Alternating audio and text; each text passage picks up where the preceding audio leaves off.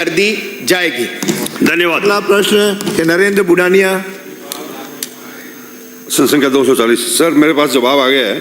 चलो पूरा पूछे। मैंने बहुत स्पष्ट पूछा है कि तारानगर विधानसभा क्षेत्र में 3 वर्षों में कितने सुधार तंत्र पर और वितरण तंत्र पर पैसा खर्च हुआ, और आपने जो है बिल्कुल गोलमाल जवाब दिया है, पैसा खर्च हुआ नहीं है।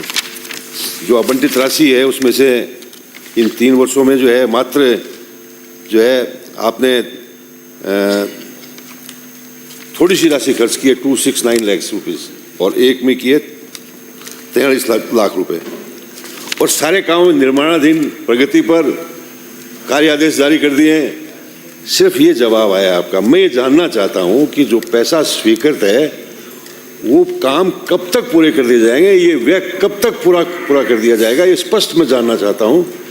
और मेरा जो प्रश्न है वो तारानगर विधानसभा क्षेत्र के लिए है। आपने जवाब दिया है सिर्फ तारानगर तहसील के लिए।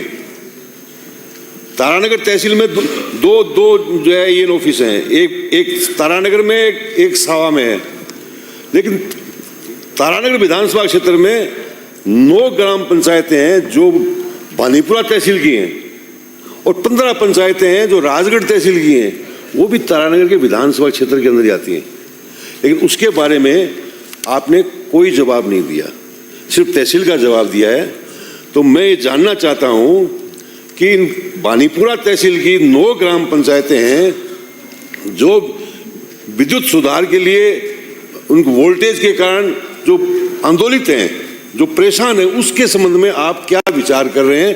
आपकी क्या योजना है यहाँ के लोगों को वोल्टेज, सही वोल्टेज प्राप्त हो और सही बिजली उनको मिले? माननीय मंत्री जी। माननीय अध्यक्ष महोदय, माननीय सदस्य ने जो तारानगर विधानसभा में व्यय के बारे में जानकारी चाहिए है, वो तारानगर के भी जानकारी आपको उपलब्ध करा दी गई है जो प्रशिष्ट पर संलग्न है। और उसके अलावा भी आपके क्षेत्र में जो काम प्रगतिरत हैं उनमें वोल्टेज को ठीक करना, नए GSS बनाना, ये सब काम RDSS के तहत प्रगतिरत है, जिसमें हमने 193 करोड़ का बजट आवंटित था, 60 करोड़ रुपए उसमें व्यय किए जा चुके हैं, 36% प्रगति हो चुकी है। 7 GSS बनने थे जिसमें 4 बना दिए गए हैं, 3 GSS पे पेंडिंग है जो प्रगतिरत है काम। और ये पूरी विवरण आपको आप चाहो तो आपके विधानसभा में क्या क्या काम पेंडिंग है, मेरे पास आप आएंगे तो मेरे कक्ष में आपको सारी जानकारी भी उपलब्ध करा दूंगा।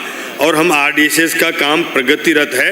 पहले ये काम इसका सही से सर्वे नहीं हुआ था, आपके समय का आवंटित काम है, उस सर्वे में सही फीडरों की जानकारी नहीं थी, हमने आने के बाद वो सही सर्वे करवाया, फीडरों की जानकारी करी, अब उसमें प्रगति आ रही है और निश्चित रूप से आने वाले समय में और प्रगति आएगी, जिससे वोल्टेज हमारे फीडर सेग्रेशन होंगे, वोल्टेज भी इम्प्रूव होगा।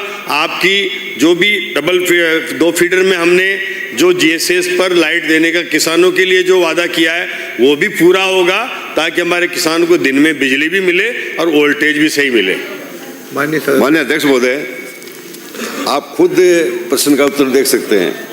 मैंने पूछा कुछ भी है, मंत्री जी जवाब कुछ दे रहे हैं, गोलमाल जवाब दे रहे हैं, घुमा के जवाब दे रहे हैं। ये बड़ा मुश्किल से प्रश्न आया है। और आप जो मैंने सीधा सा पूछा है कि आपने मेरी जो बानीपुरा की 9 ग्राम पंचायतें हैं जो इसका जवाब इसमें नहीं आया है, और आप जो है RDSS का उनका अलग से जो है हवाला दे रहे हैं। आपने 3 साल के अंदर जो है 2023-24 में 2808 लाख रुपए जो है आपके स्वीकृत हैं, और खर्च किए मात्र आपने 46 लाख रुपए। आपके जो है